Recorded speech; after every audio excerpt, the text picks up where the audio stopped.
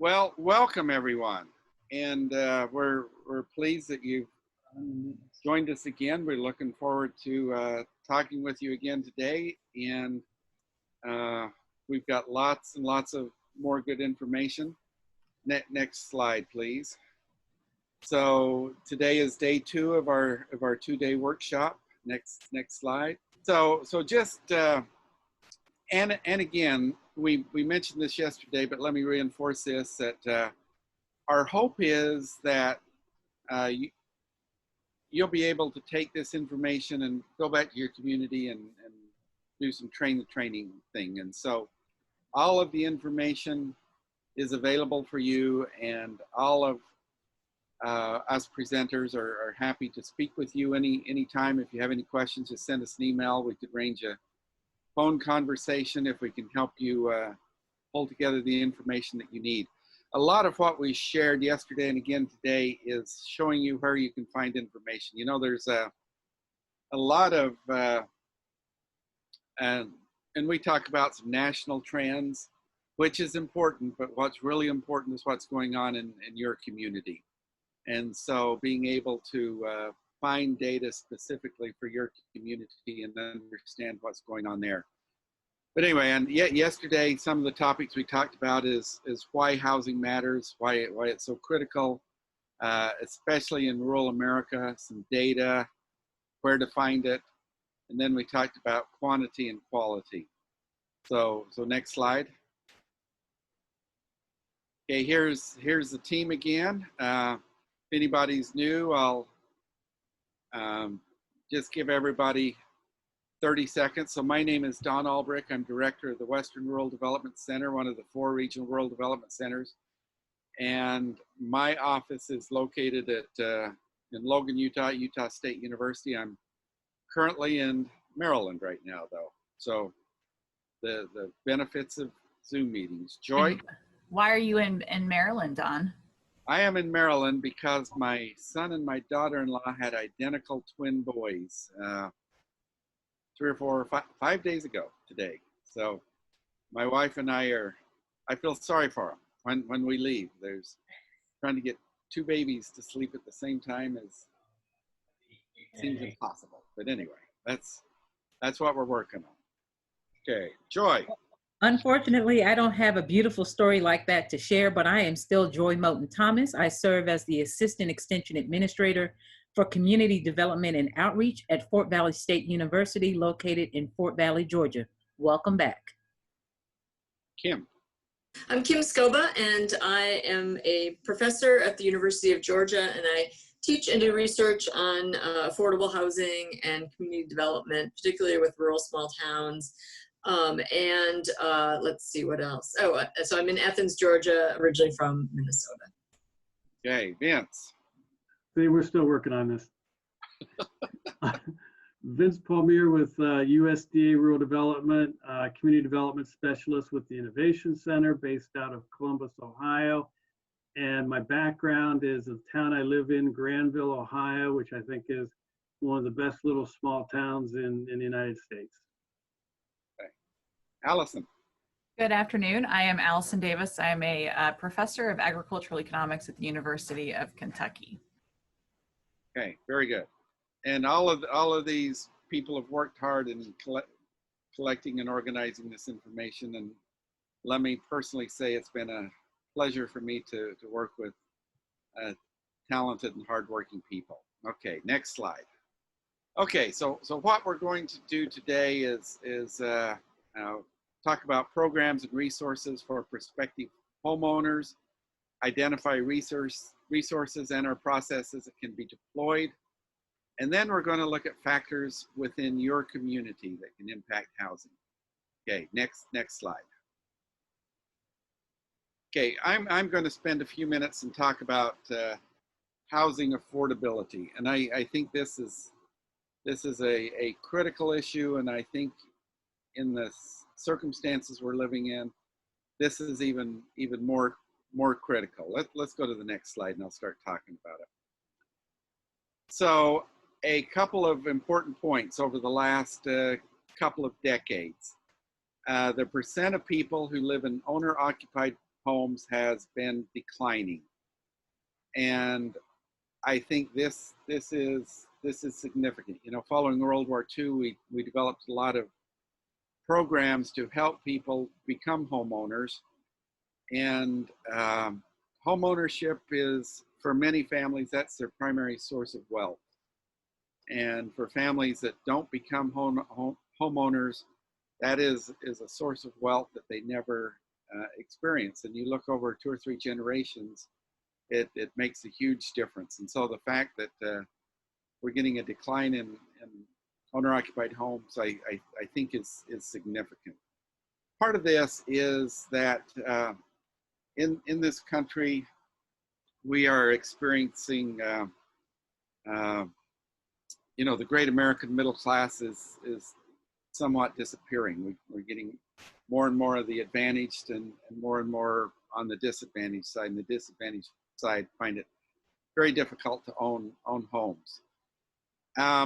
So we typically at about 35%, if you're spending more than 30 or 35% of your income on rent or your mortgage payment, we say these individuals are cost burdened. It's pretty hard to meet all your other expenses if you're spending such a high proportion of money on housing. So not only is the percent of owner-occupied homes declining, the percent of people who are cost burdened, whether owners or renters, is increasing as well. Not surprisingly, I mean, this is pretty obviously, you're more likely to be cost burdened if your income is low, and you're more likely to be cost burdened in counties where home prices are high. I have a couple slides with some data that I'd like to show you. So next slide. Okay, what this slide shows is that this is the percent of people who are paying more than 30% of their income in housing costs. And not surprisingly, people with low incomes where their household income is less than $20,000, about 75% of those are cost burdened with their housing. And then it goes down from there, which of course is not surprising. People with incomes of 75,000 or more, less than 2% of them are cost burdened. So clearly that is an issue. And while we're looking at this, I think you know, with millions of people currently unemployed because of the COVID thing, and the help they're getting through the CARE program is expiring. Nobody knows what's going to happen down the road. I think that this is an even bigger concern, that more and more people are likely to slide down there. And there are lots of people in this country who haven't made a rent payment or a mortgage payment since March, and they've been protected with the eviction laws, but a lot of these things are expiring. So we're looking at some really difficult and interesting situations in the next little while. Okay, there's 2 more. Let's go to the next one. And these are going to be pretty similar, but what I want you to focus on is that second column here. So this is the percent of people who are cost burdened who pay 30% or more of their income in housing costs when they live in a county where housing costs tend to be lower. What we did in computing this is we took the median. So we took all of the 3,100 counties in the US, and if the average housing cost is below median, they're in this group. Now notice that second group, 32.6% of this income group is cost burdened. Now let's go to the next slide. And you see this is in high cost counties, a much higher proportion of them. And so, yeah, I mean, this is not surprising. Where housing costs are high, then more people are going to be cost burdened. Here in the West, where I live, this is a significant problem in a number of cases. we have some of our big time amenity communities like Jackson, Wyoming, Aspen, Colorado, Park City, Utah, some of these places that are, you know, really fabulously beautiful. But the home housing costs are just out of this world. And so a lot of people who have jobs there simply can't afford to live there. So I worked in a community called Silt, Colorado, about 60 miles down the mountain from Aspen. And a lot of the people who work in Aspen with regular jobs, you know, the accountants and the school teachers and those kinds of things, they can't afford to live in Aspen. So they live in Silt and drive 60 miles both ways to work every day. And a lot of people are having to do that. So anyway, the point is, this is an issue, and I would encourage all of you to look at the specific place where you're looking and see what's going on there, and then be aware that lots of people are going to be facing serious housing problems in the next little while. And so next slide, and I believe we're ready to. Well, this slide shows homelessness, and there are an estimated 564,000 homeless people in the United States. That's a lot of people, and it'd probably be a good idea if you in your own community had a handle on what's going on there. And the homeless problem is serious in rural areas as well. And look at the little donut up in the upper right. You know, 70% of the homeless people are sheltered, but 30% are unsheltered. And being homeless in any situation is not good, but being unsheltered is especially bad, especially when, you know, in the summer in Georgia, where Joy and Kim are, in the winter in Ohio, where Vince is. I mean, some of these places would be really, really difficult to be homeless. Okay, Vince, let's turn it over to you. And let me add to now or any time, please, if you have any questions, put them in the chat box. We'll monitor that, and we'll try to respond to them as we can as we go along. Thank you. Thank you, Don, and good afternoon. This session is going to highlight some of the issues one may encounter when they start the home buying process. It's going to build on a lot of what we talked about already this afternoon and what we discussed yesterday. In addition to what we want to present to you, we also want your feedback. So as Don mentioned, we really want to use the chat room and get into some discussions. We're going to have some breakout sessions as well. So we want this to be interactive as possible. Some of the barriers to potential home buyers encounter is lack of credit worthiness, cannot meet qualifying ratios, lack of sufficient job history, no down payment, have not completed the pre-qualification process. And, you know, as there are others that are pertinent to your community as well.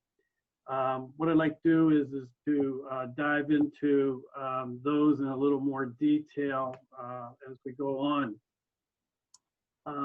Many factors make up credit scores when you're looking at payment history, amount of debt, age of credit, credit mix, inquiries. Credit scores start at 300 and go to 850. If you're at 300 to 629, your credit's not really that great. 630 to 669 is fair, 690 to 719 is good, and 720 is excellent. You're not going to have any problem getting credit whatsoever. Credit's probably the #1 barrier in terms of whether people can tap into home ownership. We believe that you ought to identify challenges early on. Check your credit early, make sure there's no mistakes. Oftentimes in reviewing your credit report, there's going to be mistakes, and in terms of late payments that aren't yours, debts that aren't yours, collections that you paid that are still showing outstanding, judgments that either you paid or that aren't yours. So you want to make sure you look at that credit and fix what you can, and fix the problems that are easiest first. Obviously, you know, if you filed a bankruptcy 18 months ago, not much you can change there, but there's other things that potentially you could change and fix that will improve your credit score. Lastly, be wary of credit repair companies that offer to take care of your credit and make it better. Sometimes they're not looking after your best interest. Oftentimes there's free services from a reliable nonprofit that'll be able to assist you. And Joy is going to talk a little bit about this later on when we talk about home ownership programs. Lenders and various programs have different credit score criteria. I was looking at a site the other day, and the lenders were varying on all type of programs as to what they required for down payment, what their minimum credit scores were. So again, shop around when you're looking at various lenders as to who offers the best deal for what you're trying to do. Ratios are equally important as well. A couple terms. One is PITI. PITI stands for principal, interest, real estate taxes, real estate insurance, potentially private mortgage insurance, and possibly home ownership association fees. We recommend that you don't become house poor. Again, you don't want to exceed 30% of your monthly income going to housing costs. So for example, if you're making $5,000 a month, your house payment should not exceed around $1,500 a month. If you're paying, you kind of want your PITI to be comparable to what you're paying in rent if you're paying your rent fairly comfortably. If you're not paying any rent, and let's say your proposed payment's $1,500, you should be able to set aside $1,500 a month for 6 to 12 months to be able to show that you can make that payment when you do buy that house. Don't rely overly on overtime, bonus, commission, second job, because you never know whether that income is going to continue to last. This is potentially a 30-year commitment. We really don't want to put you in a position to not succeed. And again, the ratios are going to vary between lender and types of programs. So shop around. Lack of job history. Applicants should have a solid job history. Not to say that you can't change jobs, but if you're changing jobs, make sure you're making yourself better in terms of income and the type of career you're going into. A red flag to many lenders is when you have job gaps between jobs, or you're not really going up in terms of job salary. Lack of down payment used to be a very significant hurdle for people to obtain a loan, but anymore there's numerous programs, USDA, VA, FHA, local housing programs that can get you into a loan with less down payment than the 20% kind of norm. So again, many lenders have 0 to 5% programs to get you in. However, when you do put less than 20% down, you're going to have to pay mortgage insurance on a $200,000 loan. If you're putting 5% down, you could be paying $80 a month in mortgage insurance, which is going to increase your monthly cost. Some of the things to alleviate the down payment could be gift funds from family or friends. Maybe an employer or a local community has a down payment assistance program, or potentially a cosigner. So there's ways to work around the down payment if you're working the process. Pre-qualification, lender evaluates your income, your debts, your credit, and other things to determine what price you qualify for. Just because you are pre-qualified, it's just a guideline because they haven't really verified any of the information that you're giving them. We suggest you do this early on in the process, meet with a lender. It could possibly save you a lot of time and money in the process. Finally, are there any other local barriers? I know in many communities there's an extreme shortage of affordable housing. When a house goes on the market, there may be 3, 4, 5 multiple offers for that property. What that forces you to do is make decisions very quickly. And you know, if you're a first-time buyer, that may be a challenge. Maybe that house needs repairs, and how are you going to pay for those repairs? You're going to pay it out of cash flow, or you're going to try and borrow the money. So there's a lot of other factors that may create a barrier. So if there's any that are local to your community, please put them in the chat room. Getting lost in the process. Hold on one second.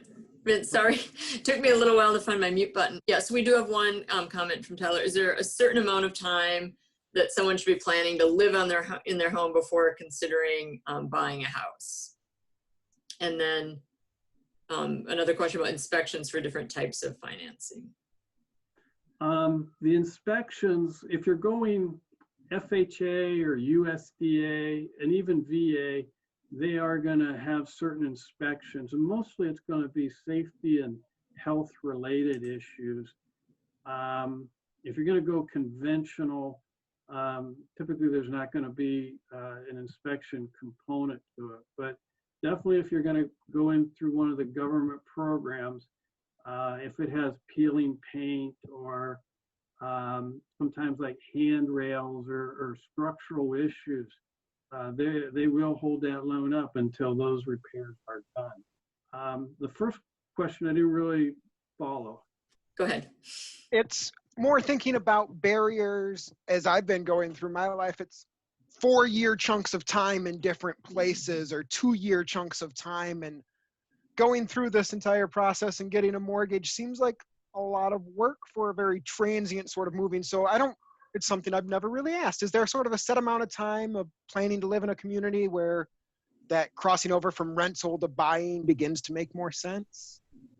Well, and that's a good question, because there are fees associated with getting a mortgage. There are fees associated with buying a home, and realtor fees associated with selling a home. So, you know, I think each individual has their own situation, but you know, I would say probably a couple-year commitment would be about a minimum as to terms of owning versus renting. Another part of my presentation, but I'll go ahead and mention it now, is, you know, I thought everybody really wanted to be a homeowner, but in reality, a lot of people don't really want to be a homeowner because they want to be able to call their landlord and say, hey, the furnace is out, the AC's out, all those things that it's so much easier to put that burden on somebody else and not worry about the headache or the financial commitment to do so. Yeah, I think the rule of thumb that I'd always heard was 5 years. But I think that factored in that there were some, you know, there used to be mortgage interest deduction provided, you know, some tax breaks at a certain amount. And I think for probably most first-time home buyers, that probably no longer applies so much, but depending on the price of the home. But yeah, in the market. We have another question.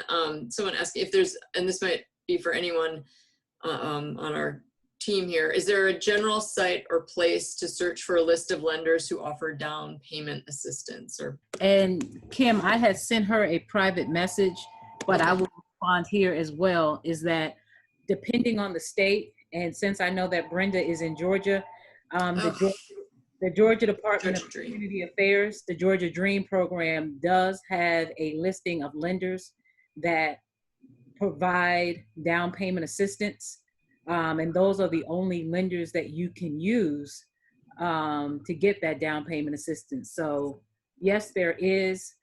I can't speak for other states, but you would have to research for your state, find out who your state housing authority is, and then start researching there for a list of lenders that offer some type of down payment assistance.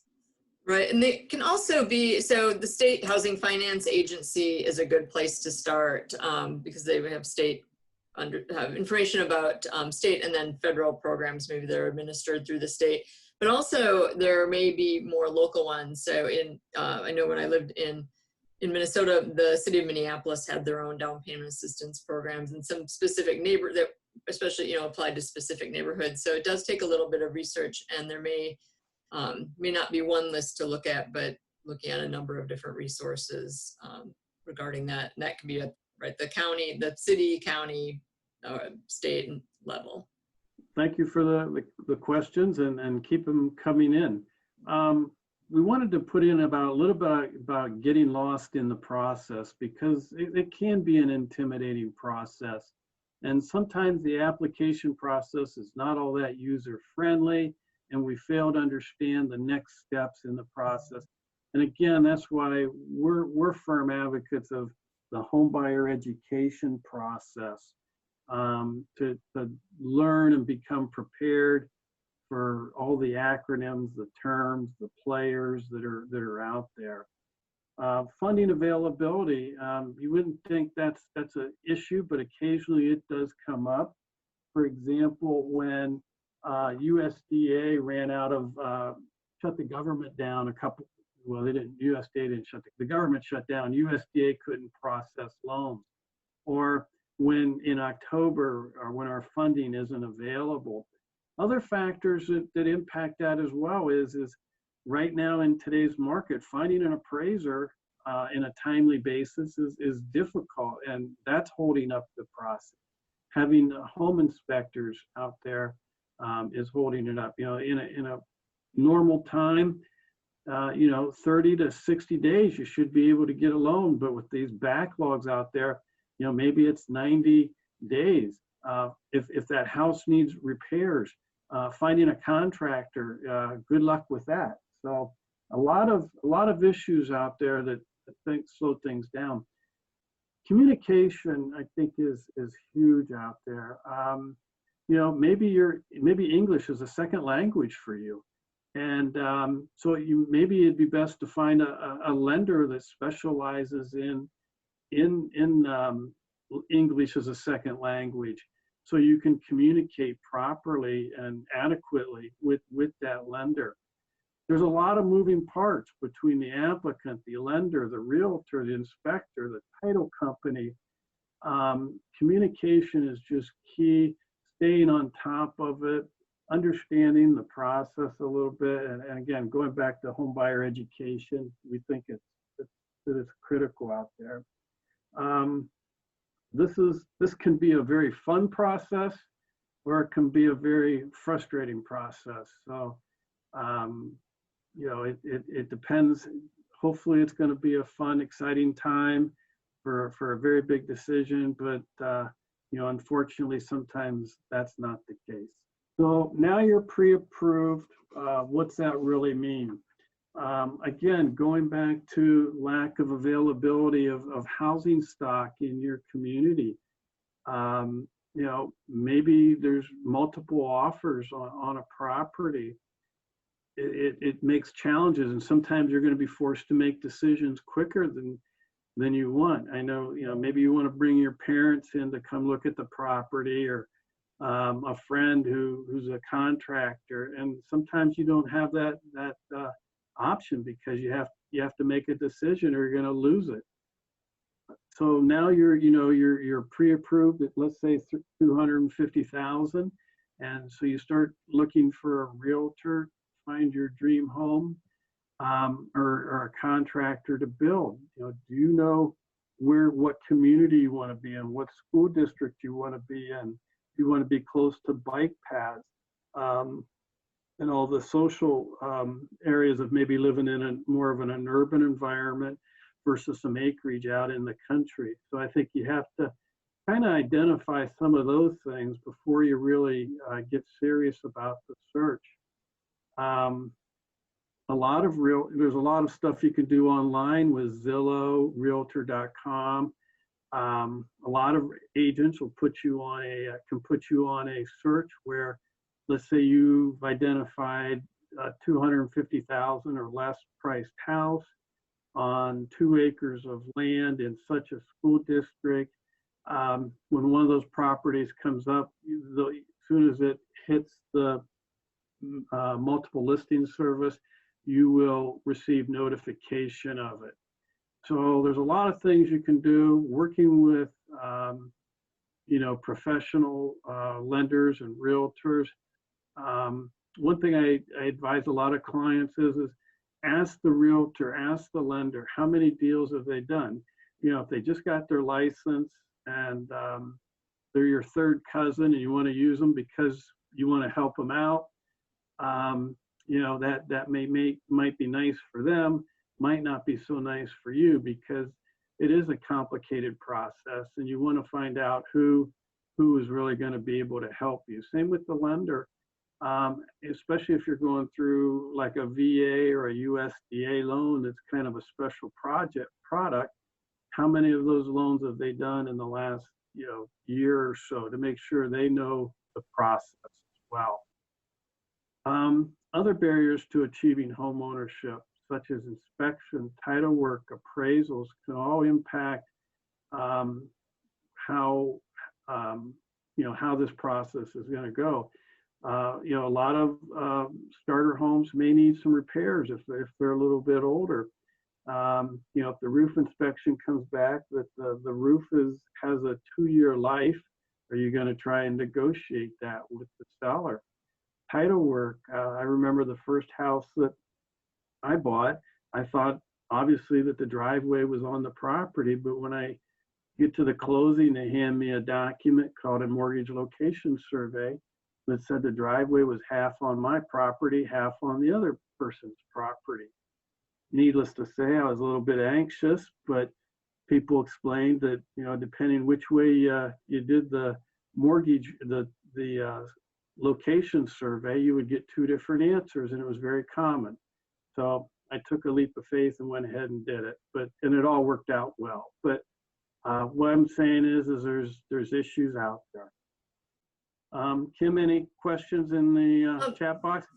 Yeah, so Amber, well, it's more of a comment that I think is a really good one. So Amber brought up that regarding the communication and sort of language barriers, that the talking about money can be a barrier. That she said that she's watched young people talk lenders out of giving them money because people are humble, have been raised to be humble about financial matters. And I think that does speak to just generally that that we're uncomfortable talking about money a lot of times. And so so there can be some stumbling blocks in communicating with lenders and mortgage lenders. And so maybe we'll address that in your housing counseling section, but I just thought she pointed that out. I think it's a really good point.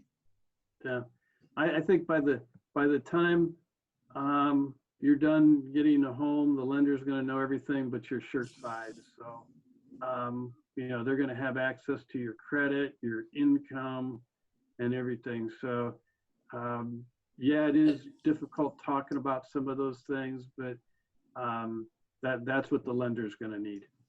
But even being confident and talking, that you do want to present your best financial picture, I think you don't want to say things that might, compromise your, and Amber, you feel free to jump in on this. Yeah, I would say especially people who are like first generation home buyers and have a lot of experience with that in their families, like the idea of doing a mock interview before going in and talking to a lender for like the client's benefit of like understanding what sort of questions they're going to be asked, and frankly, knowing what to volunteer and what not to volunteer. and in that conversation is just, I think it's part of preparing people to not be surprised if it isn't something that, you know, they've had conversations about in their household before. Yeah. And again, I see it a lot in when English isn't your first language, having a lender that can communicate with you, because again, you know, their cultural norms are so different than maybe what they are, you know, with English as the first language. So something to think about. I've worked with lenders that specialize in the Hispanic community that have really found a good niche, and same with realtors as well.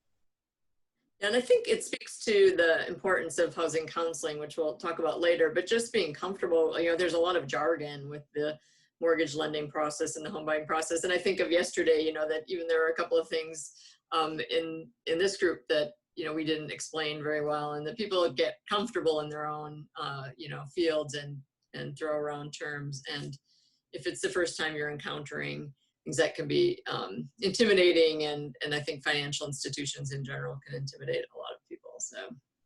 Okay, now we're going to move into some specific mortgage programs, and I'm going to highlight the USDA programs out there, and just a little bit about USDA. A lot of folks aren't familiar with that we're into housing and so many other things, but we also have rural business development service, rural utilities service, water, sewer, broadband, and in addition to the rural housing service.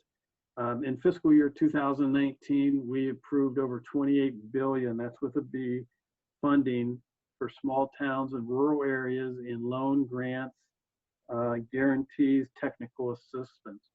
Our housing programs did about $17 billion worth of that funding. So we are a major player in the rural areas providing housing assistance.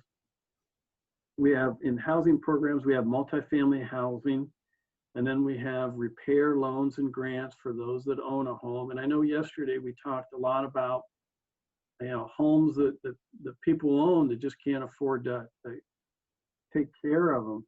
And we have some programs that provide a 1% loan for repairs, or potentially even a grant. Great programs. We could spend an hour or so just on that topic alone. So maybe, you know, on a sidebar, if someone wants to know more information, we can talk about that. But then let's talk about our single family housing loans. There's no down payment required, no prepayment penalty. We can typically finance closing costs, and we're understanding in terms of credit. Doesn't have to be perfect credit, and we offer low fixed interest rates. However, we are restricted to rural areas, and I'll explain that a little bit later. We do have some income limits. Mortgage insurance may not be required on the direct program, and this is for single family housing only. It's not for investor type or non-business or mini farms. This is for strictly a residential property. Kind of comparing the two programs, the direct program, you work with our agency directly. These are 33 to 38 year loans to make the affordability a lot easier. We have a program called payment assistance, where we can lower, depending on your income, the interest rate down as low as 1%, which helps you show repayment ability. When you compare a 4% interest rate, which is say the going rate, to a 1%, obviously you're going to be able to buy a home, afford a home a lot better, especially if you're in that lower income, as Don mentioned earlier. Obviously you have to be in a rural area. There are income limits, 50 to 80% of median income, no minimum credit score. However, if to speed the process up, streamline the process, we do like to see a 640 or better. We can make loans at less than 640, but it may require a little more documentation. There is maximum loan amounts. In most areas, that's $265,400, but in high cost areas like closer to some urban areas, we can go 400,000 or 500,000 with this program. The guaranteed program, instead of going through local USDA offices, you go through local participating lenders. These are 30-year fixed rates. Right now, the interest rate on those is probably 3.5% to 4%. Again, the rural areas designation, you have to be in the rural area. The income limit is considerably higher. It's 115% of median income. Again, the score, we like to see the 640, but there is no minimum score and there is no loan maximum. The guaranteed program has really taken off and probably does a majority of the housing assistance that we do as well.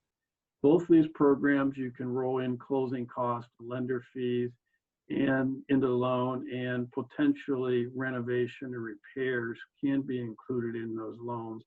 Some lenders are a little more likely to do that than the others. So if you're looking at a house that may need some repairs, you may have to find a specific lender to do that. Property eligibility website. Let's see if I can demo this here. So first thing is it has to be in a rural area. And we're going to find Ohio. And you can scroll this way, and the shaded areas are the urban areas that are not eligible. The non-shaded areas are eligible areas. And a lot of people say, well, there's not a whole lot of property out there, but really when you're out there in these small towns of 2, 3, 4, 5, 10, maybe 18,000, there is a lot of housing stock that is out in these communities. But obviously, if you want to live in the heart of Columbus, Ohio, this isn't going to be the program for you.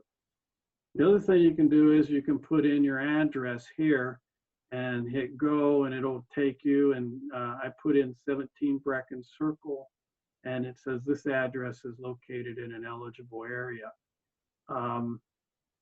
This site will either say it's eligible, it's ineligible. Sometimes it'll say it cannot find the property due to the address or whatever, and you may have to contact the local USDA office to find out whether that property truly is eligible.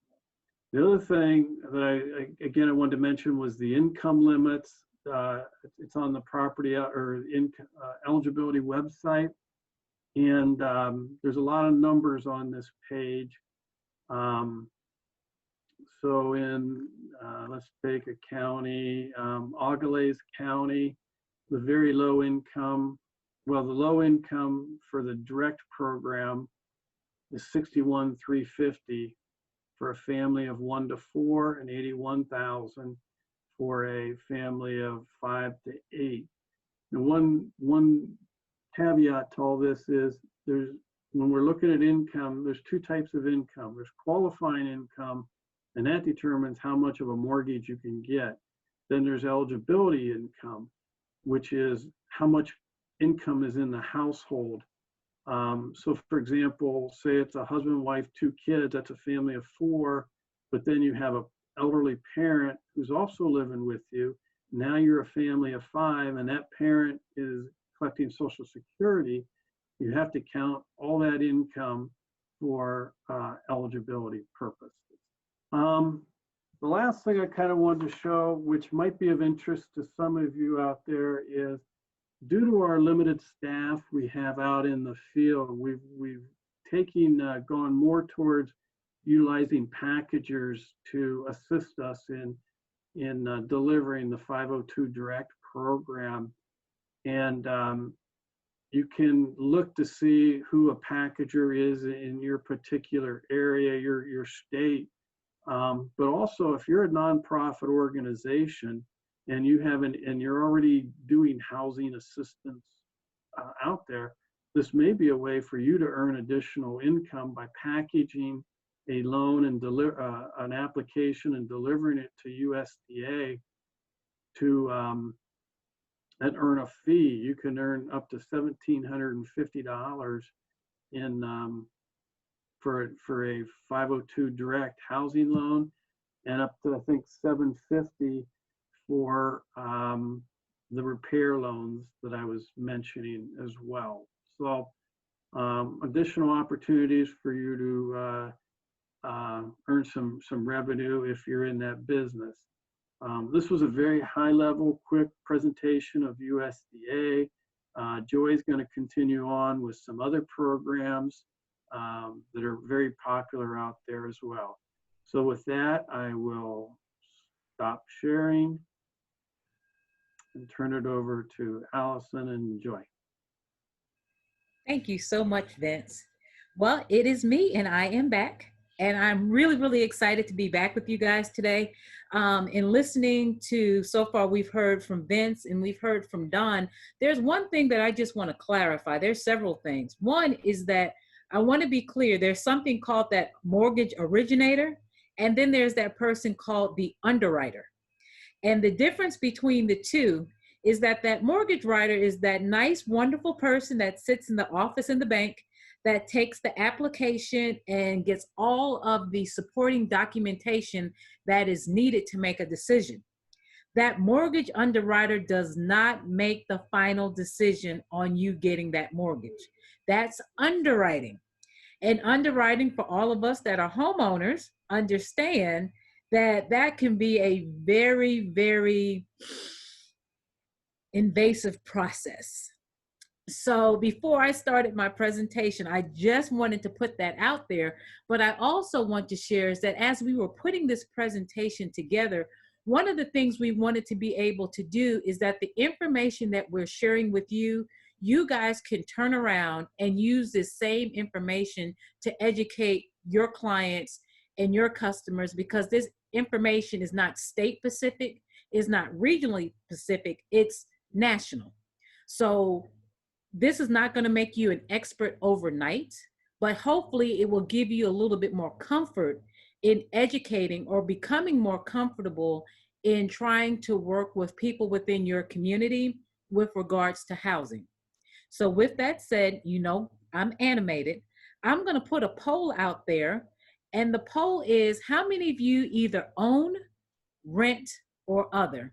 So I'm going to ask Catherine to go ahead and put that poll up for you guys to answer. So I'm going to give you guys all of 20 seconds to click on whether you rent, own, or other. Okay. So most of us are homeowners. Congratulations. So it just kind of gives me an idea of the audience that I'm talking to. So I hear just in casual conversation, people saying, well, I'm going to get a HUD loan or I'm going to get an FHA loan. And that's wrong terminology. I am not a grammar queen, but I do want people to understand what HUD is and what FHA is and the role that it plays in our country. So I've put basically the basic definitions of these two governmental agencies. HUD is a federal agency that's responsible for the national policy and programs that address America's housing needs. They are not a lender. They basically oversee policy that guides the housing market as a whole. Of course, they have a secretary, it's Ben Carson, who reports directly to our president, but they do not make loans. Now, HUD has an awesome yet overwhelming website that will list properties that they have for foreclosure. They will list a whole bunch of resources, but the one thing that they're not going to provide is a loan. You cannot go into their office in DC and apply for a mortgage. FHA, which is a part of HUD and stands for the Federal Housing Administration, sets the standards for construction and underwriting and ensures that the loans made by banks and other private lenders for home building. So they guide the financial piece of the home buying process. So I want to be very, very clear, one, what HUD stands for, what FHA stands for. HUD and FHA are related. One is the overarching policy, which is HUD, and then the FHA piece really focuses on the financial guidelines that banks must adhere to. Next slide, please. So what is the benefit of an FHA mortgage? Let me back up one step, because I just said FHA does not give loans. They do not. Banks give mortgages. So banks can do an FHA secured loan, which means that FHA is going to guarantee the debt on the loan if the applicant meets the criteria. So why are FHA insured mortgages so great? I have the cute little graphic on the right, but here are some of the key things. It's very popular with first-time home buyers because it offers lower closing costs, lower down payments, lower credit scores. Vince was talking to you guys earlier about 300s and 4s and 5s and 6. This does not mean that if I have a credit score of 450, I'm qualifying for an FHA. I'm going to be conservative and say we're going to be looking at somewhere about 580 to 600 would be a credit score that might be FHA worthy, but that would be something that you would have to look at based on where you live and what the bank that you're choosing to get your mortgage with. And it's easier to qualify than some of the other mortgage products that are out there on the market. For those of you guys who are homeowners, does anybody feel like putting in the chat box how much was required percentage-wise for you to do a down payment for your home? Anybody want to put 20%? Allison. Amber, you had 0? Okay, 10%. Amber is a rare exception to the rule. We're not going to we don't even like Amber anymore. But typically 10% is what, 10 to 20% is what is required to come to the table for a traditional mortgage. For a FHA loan, you're looking at 3.5%. That is beautiful if you have that liquidity of cash set aside to qualify. But if you don't have 3.5, I'm guaranteed you won't have 10 or 20. So when you're educating your clients or your consumers or whomever, it's good to understand what products offer what. And I will also do a little disclaimer. I have a son playing video games in my background. So I apologize. I am a mom, but I'm going to try to stay on track. Next slide, please. Other FHA products that are out there that are offered by traditional banks include the 203K rehab mortgage, and that product is available for individuals who may buy a fixer-upper. I don't know how many of you guys watch HGTV and get completely bamboozled that, you know what, I'm going to buy me a fixer-upper and I am going to borrow the money that is needed to bring it up to code or enhance it to the way that you want it. There is a product that's out there, and that's the 203K. Construction to permanent. Some of us do not like what's out there and want to build their dream home to their specification. You can go ahead and apply for a construction to permanent. So basically the way that product works is that while the house is under construction, you will pay the interest only portion on what you have drawn down. Then once the home is finished and a permit to occupy is issued for your home, you then will enter into a fixed mortgage, whether it's 15, 20, or 30. Vince has showed you about USDA can go up to 38, but it really just depends on the product. But that would be your construction to permanent loan. And then they have Title I property improvement loans, which is kind of focused on that manufactured housing product that is out there on the market. And then they have energy efficient mortgages, which will allow you to make energy efficiency upgrades to your home. So those are some of the FHA products that are out there on the market. Next slide, please. So here are our three friends, Fannie, Freddie, and Ginnie. And this is another thing that I hear quite common is, I'm going to get me a Fannie Mae loan. I'm going to get a Freddie Mac loan. Next slide. My next poll question, if it's available, does Fannie Mae make loans to prospective homeowners? Okay. 12% of us says yes, and 88% say no. Before I confirm or deny if the 88% or the 12% is correct, let me tell you what Fannie Mae's birth certificate name is. Fannie Mae stands for Federal National Mortgage Association. There will not be a quiz on this later, but I always wanted to know, and I've been working in housing for a minute, is Fannie Mae really her name? No, it's not. Her beautiful name that her parents gave her was the Federal National Mortgage Association, and it was created in 1938 by Congress. And basically what Fannie Mae does is she buys mortgage loans from existing large banks, Bank of America, Wachovia, SunTrust, you guys get it, Fidelity. They buy their mortgages, which allows those banks to then get the cash flow from those mortgages, and that's their only role. So no, they do not make loans to individuals. They are just another entity that's out there playing a role in the mortgage process. The other thing that I wanted to share is that they have programs out there to support home ownership. They have a program called Home Ready. And if my IT support is ready, I'm going to let you look at this short video about the Home Ready program offered by Fannie Mae. America's households are changing, and the challenges facing today's borrowers require a vastly different mortgage product. One that meets the needs of first-time homebuyers, people looking for low down payment options, and current homeowners looking for more affordable refinancing alternatives.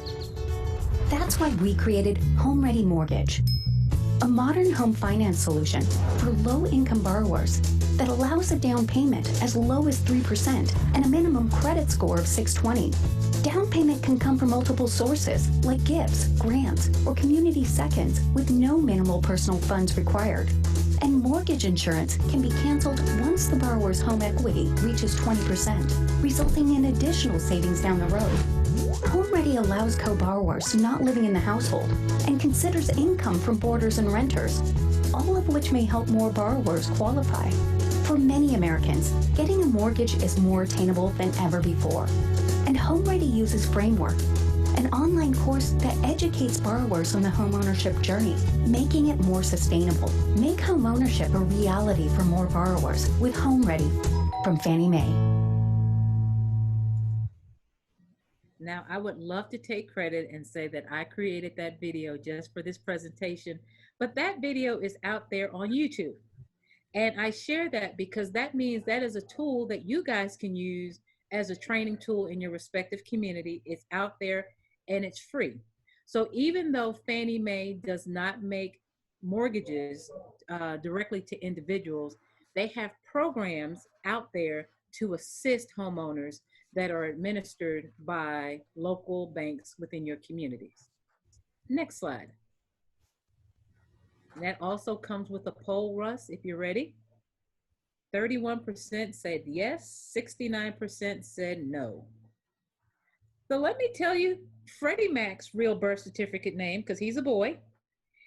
His birth certificate name is the Federal Home Loan Mortgage Corporation. And he was created in 1970.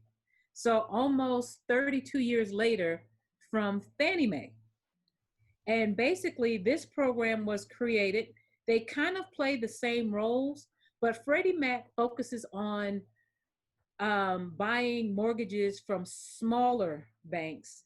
And typically they only buy the 30-year products. And I'm trying to keep things simple, but mortgages can range from as low as 10 to high as 38. But typically Freddie Mac buys those 30-year mortgages. And for those of you guys who are homeowners, you guys may have realized that your loan has been sold and somebody else is now servicing your mortgage. This is why. So even though when you got your mortgage, you may have went, and I'm going to go with Bank of America, but now you're being serviced by, I don't know, Arvis, which is a mortgage servicer. This is what happens when your loan gets sold off. So what I want you guys to be aware of is that Fannie and Freddie, we hear them a lot.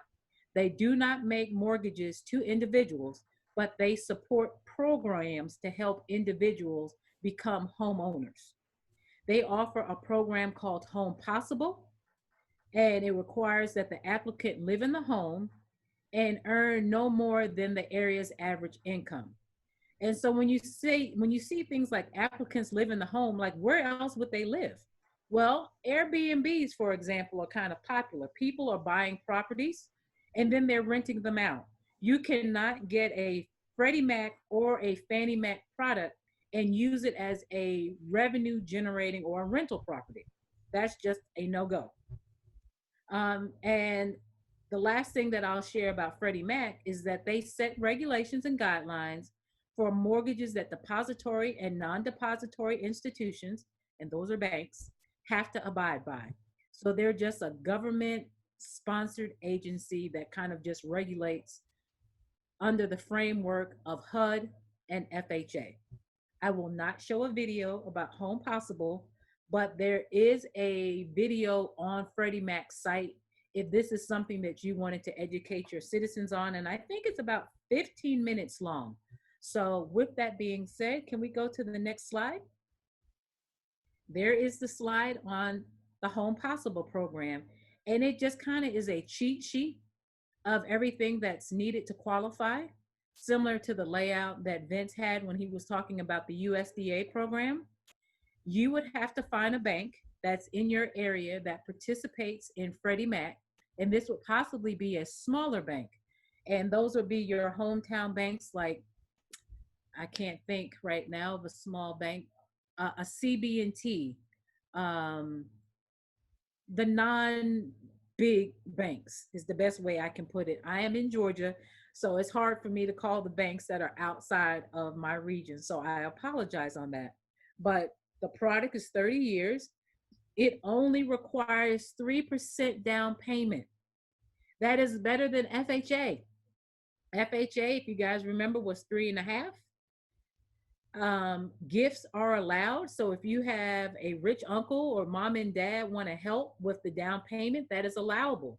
Some programs do not allow gifts from family members and outsiders to be used towards your down payment. Reduced mortgage insurance coverage is required. 50% debt to income is available. Debt to income is allowable, which is quite high, and a 620 credit score. So that is one of the perks of the Freddie Mac Home Possible program. So with that being said, Kim, do I have any questions in the chat box that I need to address?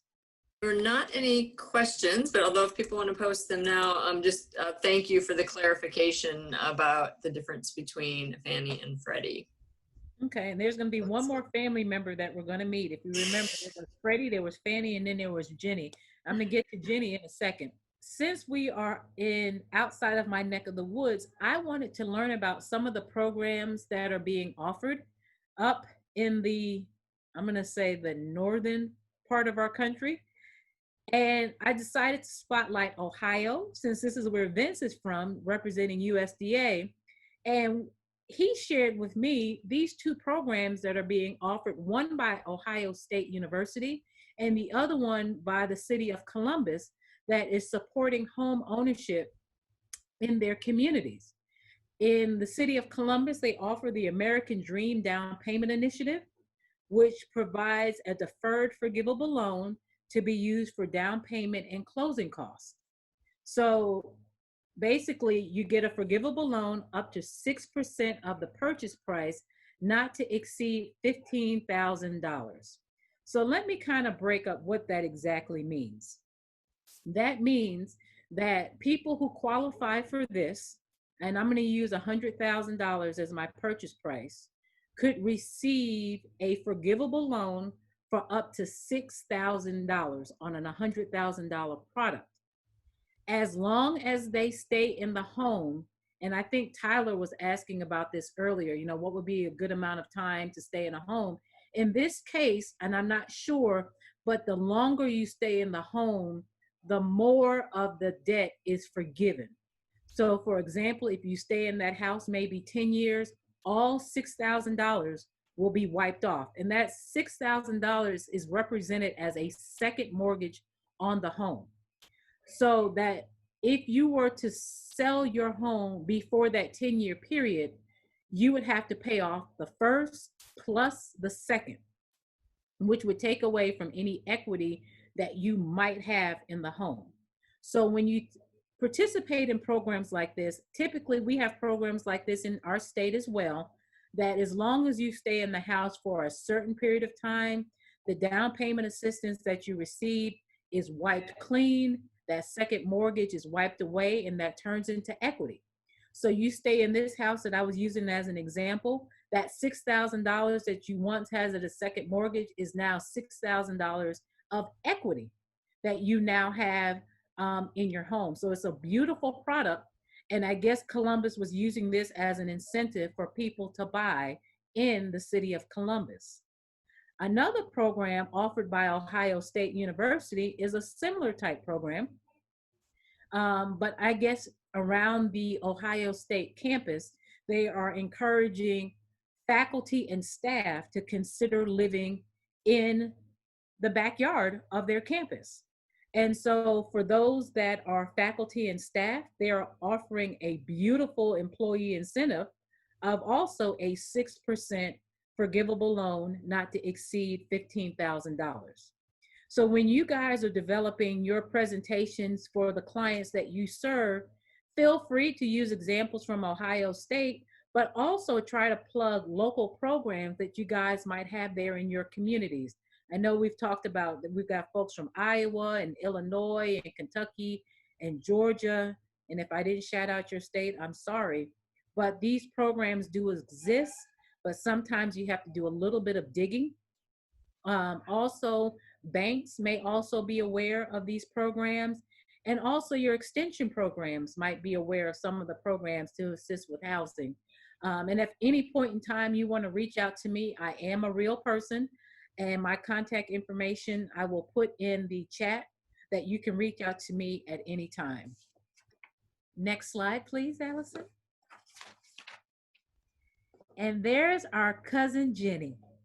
Now, we really don't hear too much about Jenny, and I know that some of you have never met her, but Jenny is the third of the family, and what she focuses on is all of those governmental products that are out there on the market.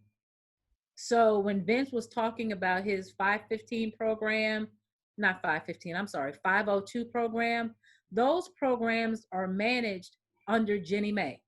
Those programs do not go up underneath Freddie or Fannie. Freddie and Fannie don't want to deal with governmental loan programs. That's just not their lane. And Congress created them in 1968, and she is an offspring of Fannie Mae, and she serves as an extension of HUD, which we talked about originally at the beginning of my presentation. So if you want to know what products are typically managed by Ginnie Mae, I have cheated and put them under, they're listed there. You have HUD's programs, public and Indian housing, veteran loans are under this program, USDA's programs are all up underneath and managed by Ginnie Mae. There, like I said, there will not be a test on this, but I just wanted to put that out there as information. Next slide. Now, we have veterans all over our country, and we appreciate the good work that they do. And the Department of Veteran Affairs has put a mortgage product out there specifically focusing on veteran audiences, and it's called the Veteran Administration Home Loan Guarantee. And this is only applicable to our veterans.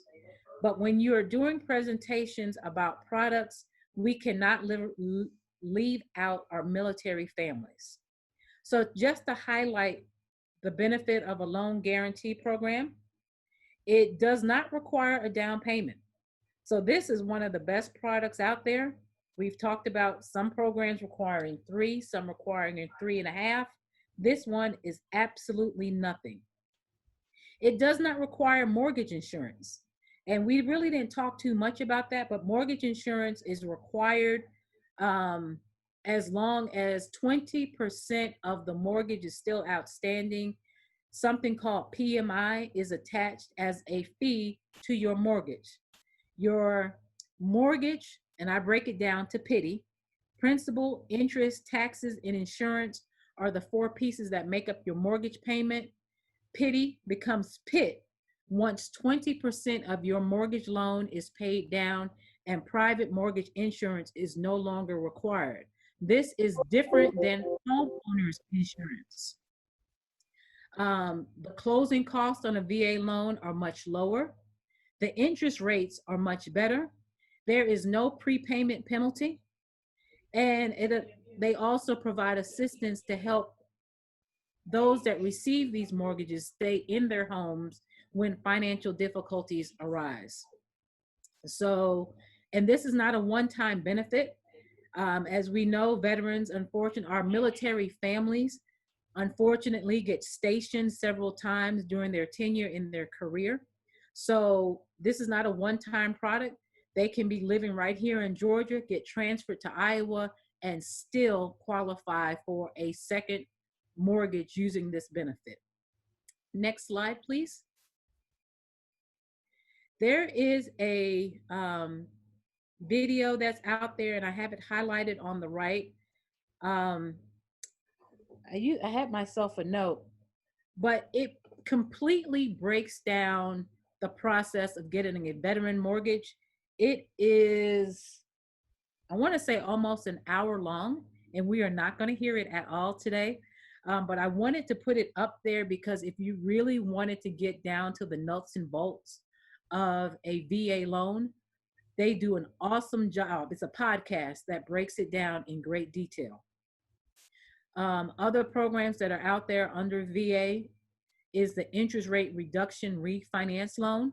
So sometimes if you guys monitor interest rates, you might have gotten a mortgage at like 15%, but due to the slump in the economy, interest rates now have dropped to 3%. They can get those mortgages refinanced and still not have to worry about closing costs and things of that nature and get their mortgage payments even smaller than what they originally started with. They also have the Native American direct loan, and they also have adaptive housing grants. And I'll just briefly tag on that. Unfortunately, many of our military folks get injured while they're in the field. And the adaptive housing grants allows for modifications to be made to the home to accommodate those veterans that have been injured while in the field working to protect our country. Next slide, please. Okay, so this is where we get a break. Then, Kim, do I have any questions that I need to address?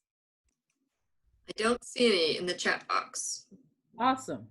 So I think we're a little bit ahead of schedule, which I don't think this group minds. We're 9 minutes ahead of schedule. So we get a 10-minute break. Okay, so 3:35, we will come back and we'll start talking about access to home buying resources. Thank you.